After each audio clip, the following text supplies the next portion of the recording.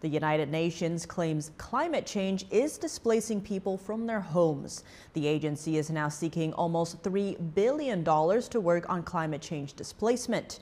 NTD's Arian Pasdar has more on that and other immigration updates. The United Nations International Office of Migration, or IOM, is launching its first ever global appeal. The organization seeks almost $8 billion to help migrants on the move and to implement easier pathways to immigration. If we get this funding, IOM can be more strategic and proactive. We can anticipate problems before they occur and become even more costly. The agency's homepage states that of the $8 billion, almost $3 billion would be allocated to reduce the risks and impacts of climate change. According to the UN Refugee Agency, 84% of immigrants and refugees in 2022 fled from countries at high risk due to the climate. That's up from 61% in 2010. The agency hopes that the almost $8 billion will come from individual and private sector donors, as well as governments. Also on Monday, a major development in the dispute between Texas and the Biden administration.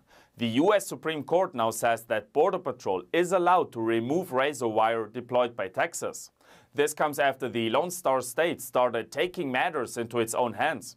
Just last week, state authorities started arresting illegal immigrants and charging them with criminal trespass.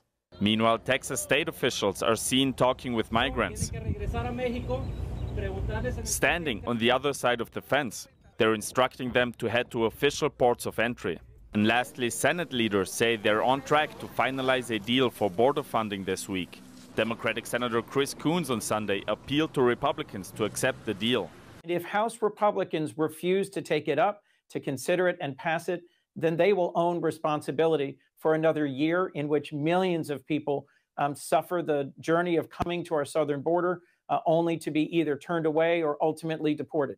The funding would be part of President Biden's supplemental aid package, which also includes money for Ukraine and Israel. Arian Pasdar, NTD News.